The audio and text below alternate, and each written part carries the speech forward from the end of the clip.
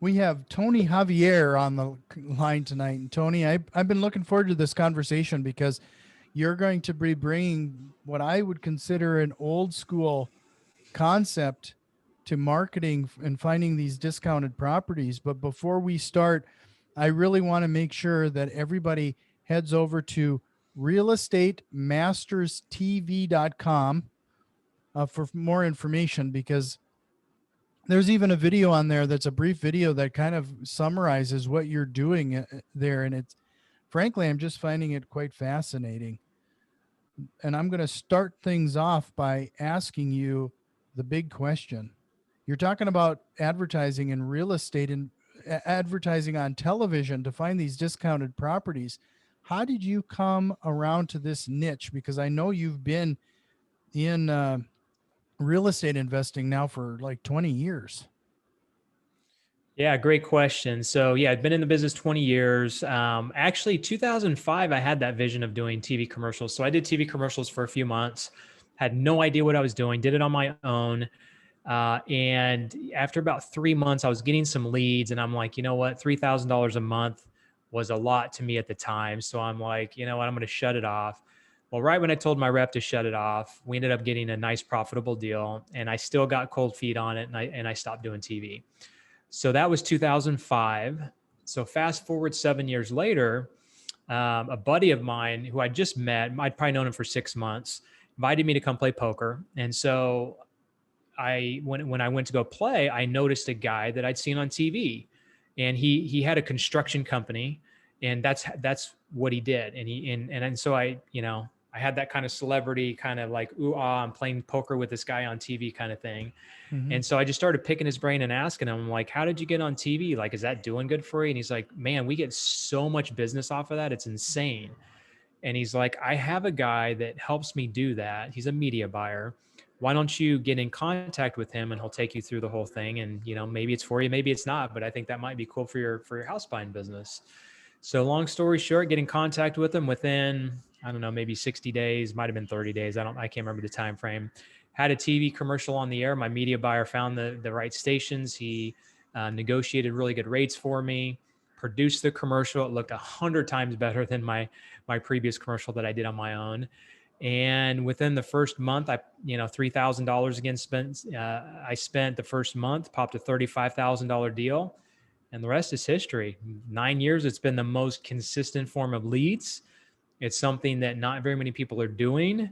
I've got all these things that I can go through, and I'll try and touch on some of them here in a little bit. But yeah, TV's just been great to me. Everybody's doing direct mail and cold calling and texting and all of that, but really nobody's doing TV. So that's why I like to talk about TV. That's why I like to help real estate investors get on TV, because it's a blue ocean. Not many people know about it. And if they do know about it, they don't know how to do it. And I feel like over the last 9 years, I've been able to, I don't want to say perfect it, but, I know what works, what doesn't. I know, what TV shows have worked really well for me. I mean, I pretty much over the last 9 years test and tracked a lot of different things, and feel like I've kind of got it down to a science. Mm-hmm. So you've already touched on it a little bit now, but it sounds you've mentioned that it's the most consistent form of lead generation. Is that one of the benefits of doing TV commercials? Yeah, so I have many benefits, but for the lack of time, when someone asks me about the benefits, I narrow it down to 5. So I'll just give you 5 real quick benefits of TV. So the first one is credibility, first and foremost. If you think about all of the big brands that a lot of them you've seen on TV, and a lot of them are big brands because of TV, right? I compare it to like Frosted Flakes, Tony the Tiger, you're great, Lucky Charms, magically delicious. Like, they have slogans, they have brands, and you wouldn't know about them if it wasn't for TV. So now you walk down the aisle and you look and you see the cereals, you're probably going to buy one of the name brands you've seen on TV. And those name brands are no different than the ones that are at the bottom that are generic, but people pay more for them because they feel like they know and trust them, right? So it's the same thing with real estate. It just builds so much credibility. In fact, we have people that get our postcards that say we got 4 or 5 other postcards or whatever the number is, but we called you first because we've seen your commercial. We know you guys are a legit company. We don't know these other guys, right? So there's just that credibility that TV gives you in the celebrity status. So that's number one. So number two, little to no competition. I think I kind of mentioned that already. Not many people are doing it. So that's something you can get in front of your, be the first over your competition to some of those deals, as opposed to fighting over those same deals that people are on, everybody's lists, right? Three, it's a high ROI, right? So, last year we got a 10x return on our money. And when I say high ROI, I always like to touch on what I call ROT, which is return on time. Because like last year I spent myself 3 hours max on my TV last year. It was basically shooting 2 new commercials and meeting with my media buyer a couple times just to go over our schedules and things like that. Other than that, it's set it and forget it. So very high ROI, but very high return on time as well. So number 4 is it's very automated. So that I kind of already touched on that, but once you do the work up front to shoot the commercial and you air it, once it starts working, you don't really have to worry about it. I look at my numbers every month to every quarter, just depending.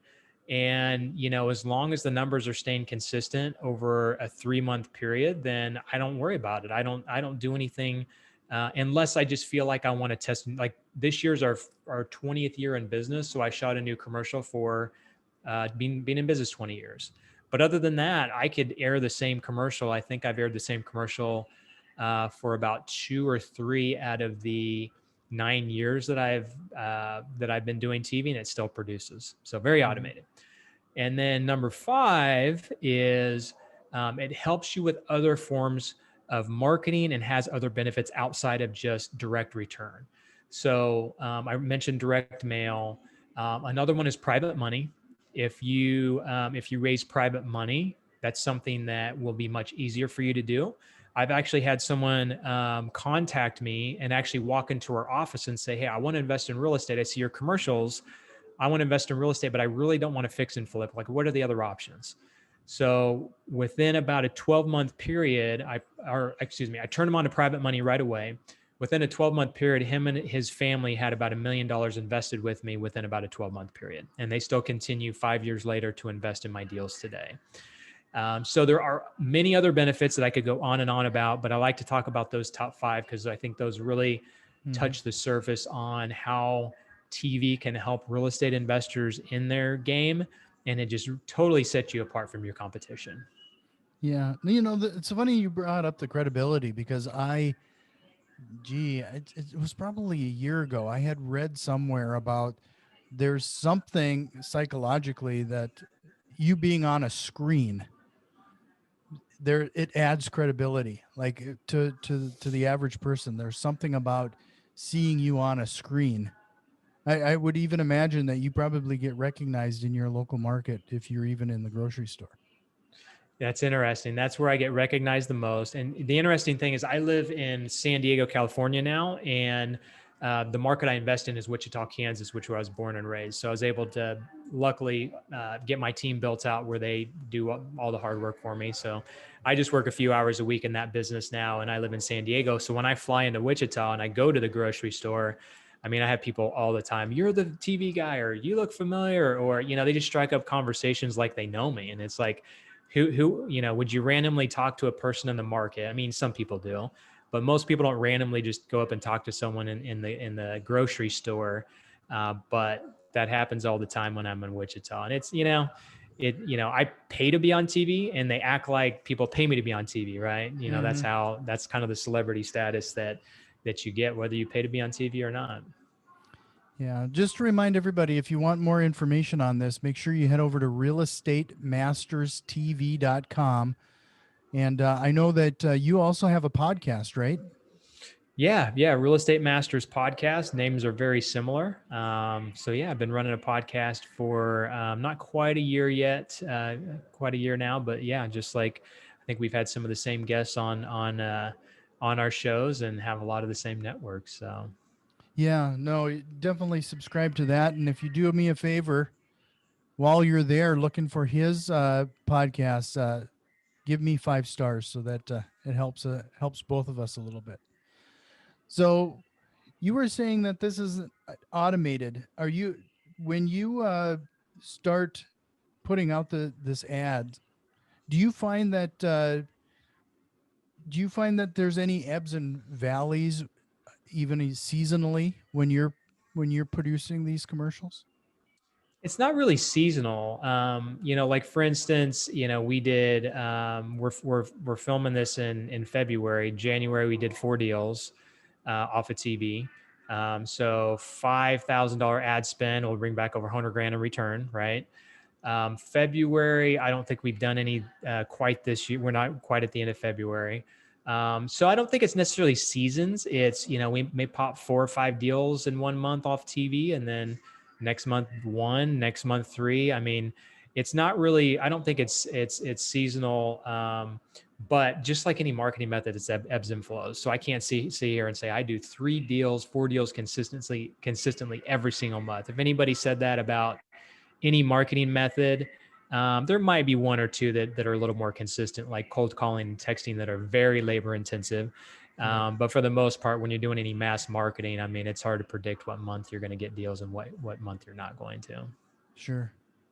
You know what? You and I, before we hit record, I was asking you about like some of the online video services and like do some of these advertisements hit that? But now that I start to think about that, that's likely not the audience you're after. I mean, a lot of the people that we're talking to are still watching broadcast television and in the local markets and listening to the radio.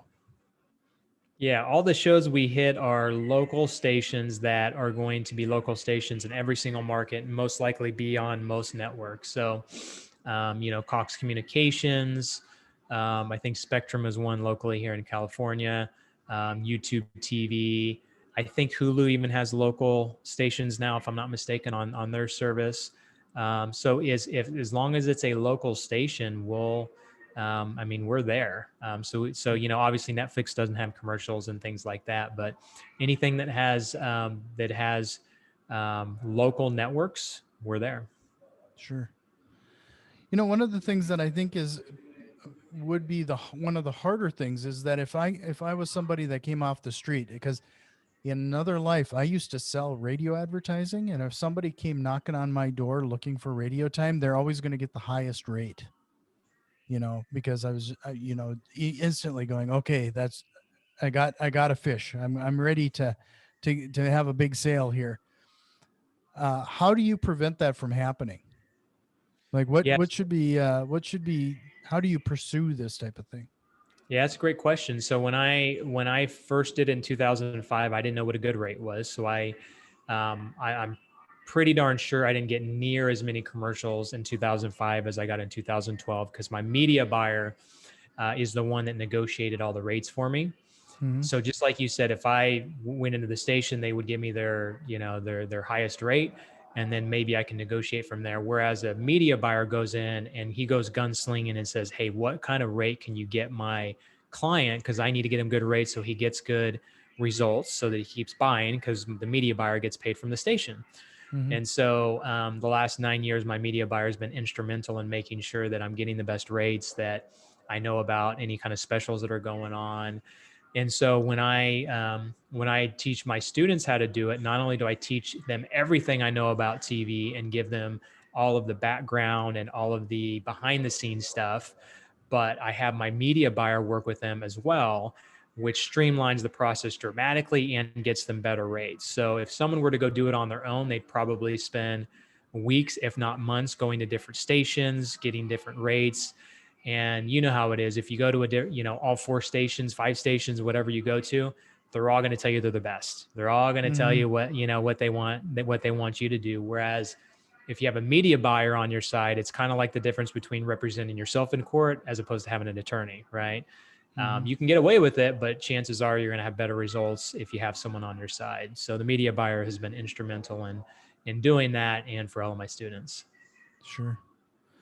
So as is you mentioned that this really kind of supports your other marketing efforts. Like in this case, you send out yellow letters as well. Is there anything else that you typically do in conjunction with the TV ads?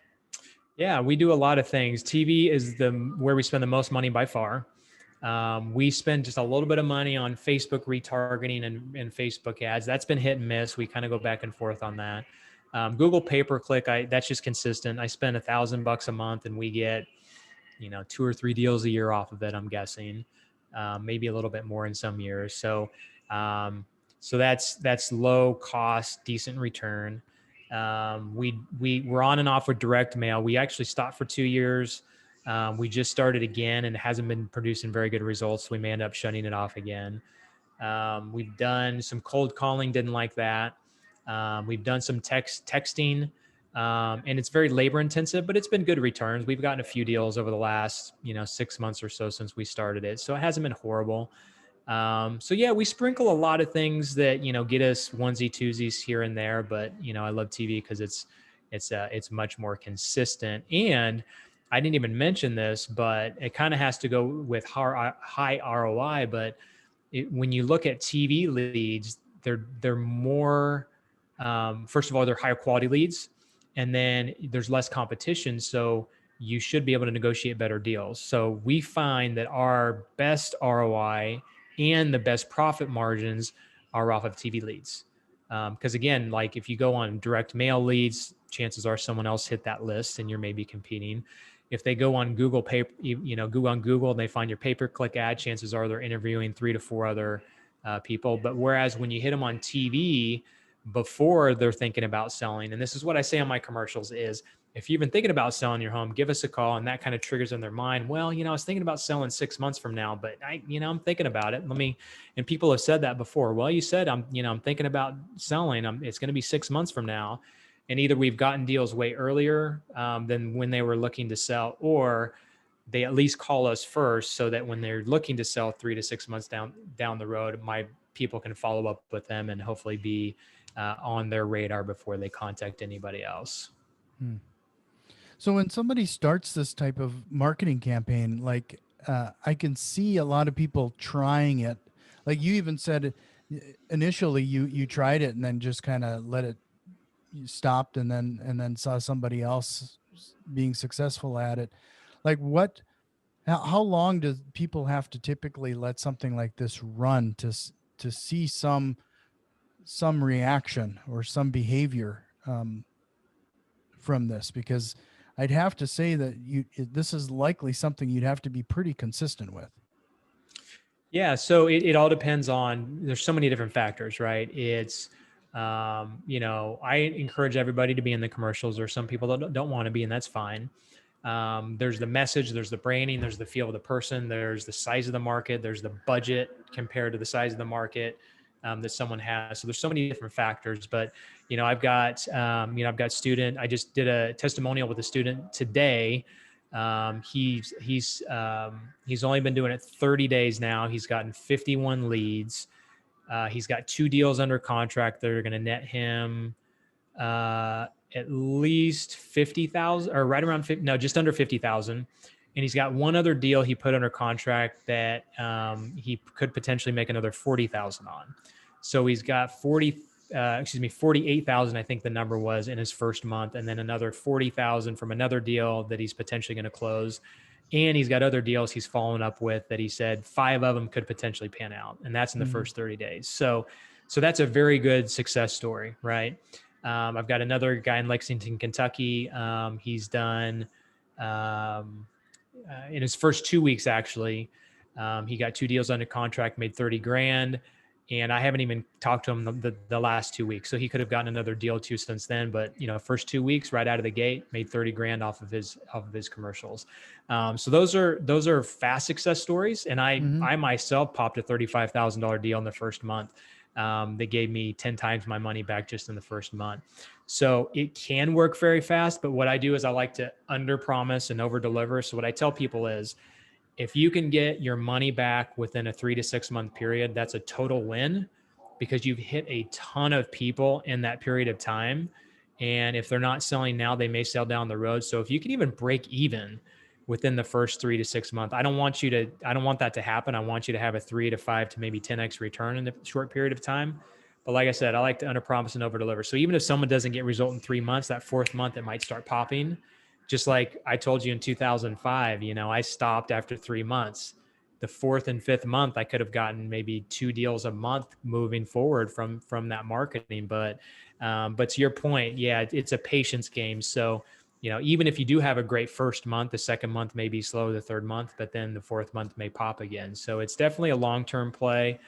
Does ebb and flow, but I love seeing my students get success in the first month. It's really exciting to me. Sure.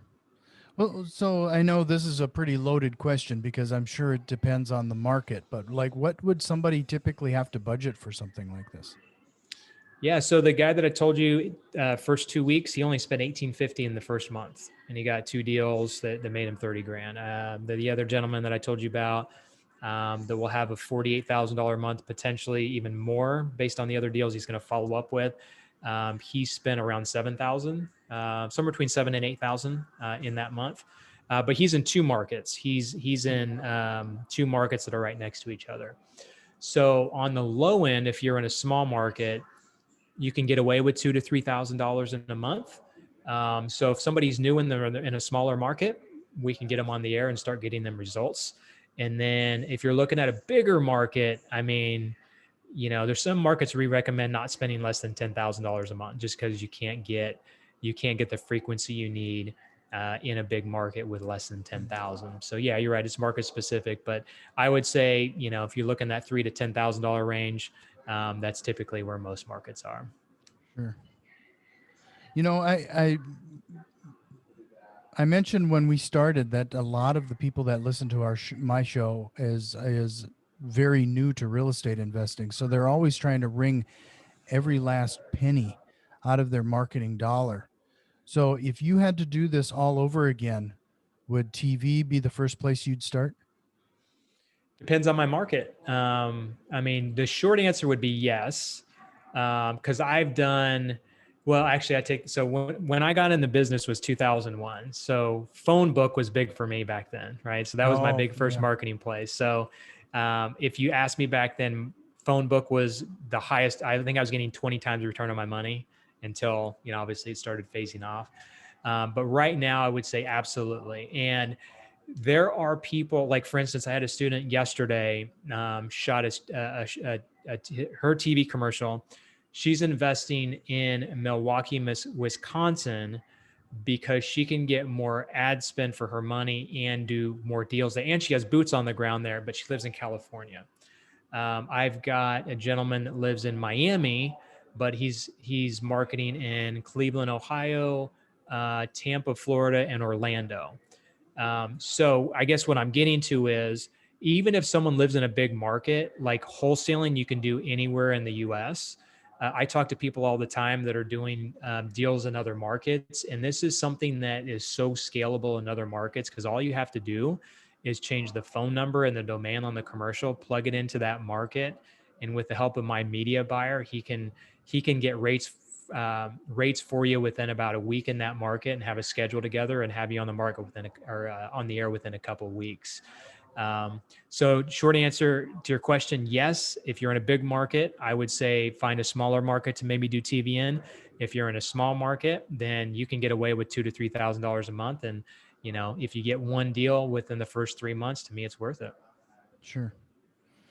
So, I always like to leave people with a couple actionable items, like something that they can implement and make some changes like right away. So if you had to get into real estate investing fresh for the first time, is there anything you would have done different that hindsight is 2020, right? Yeah, so I'll give 2 different answers to that. I'll give the answer to what I see most people doing, and I see a lot of people spending a crap load of money on education. Like, I'm talking about, anywhere from $10,000 to 70 to I know one person that spent $100,000 on their education and coaching and setting up their LLCs and all this stuff, and they'd never done a deal before.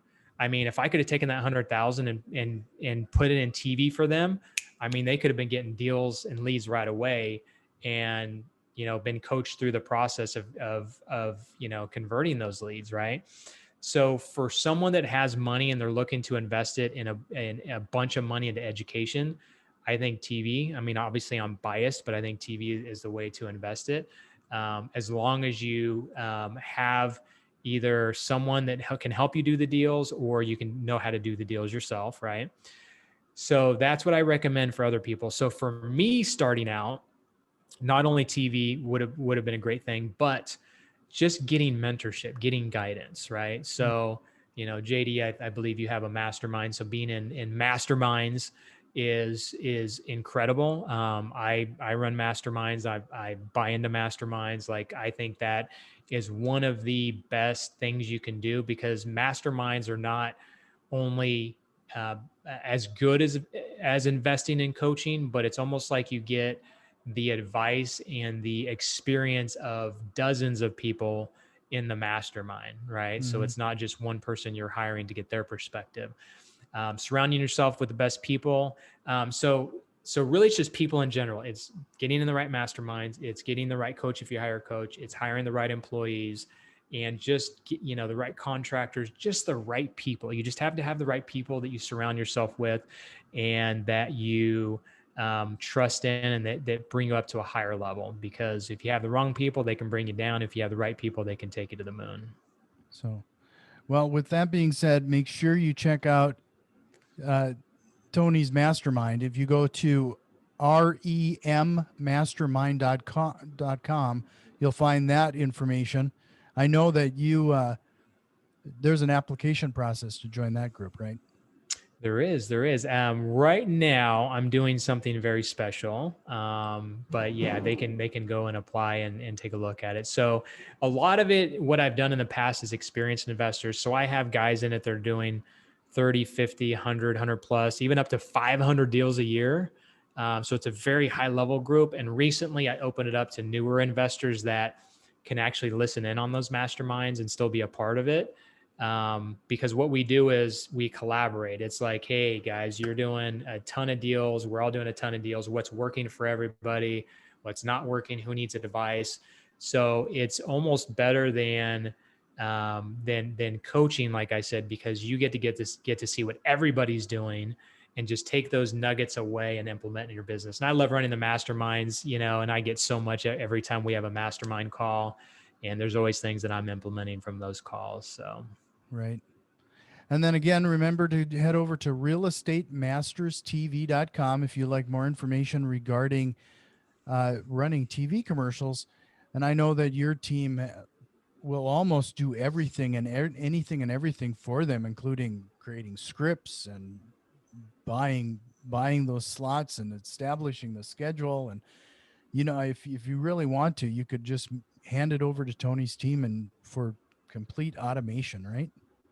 Absolutely. It's almost turnkey. Yep. Almost turnkey. Well, I really appreciate your time. And this was very insightful. I hope we can chat again sometime. I'd love to pick your brain around your mastermind sometime. Sounds great, JD. I appreciate your time, and thanks for having me on. Well, thank you.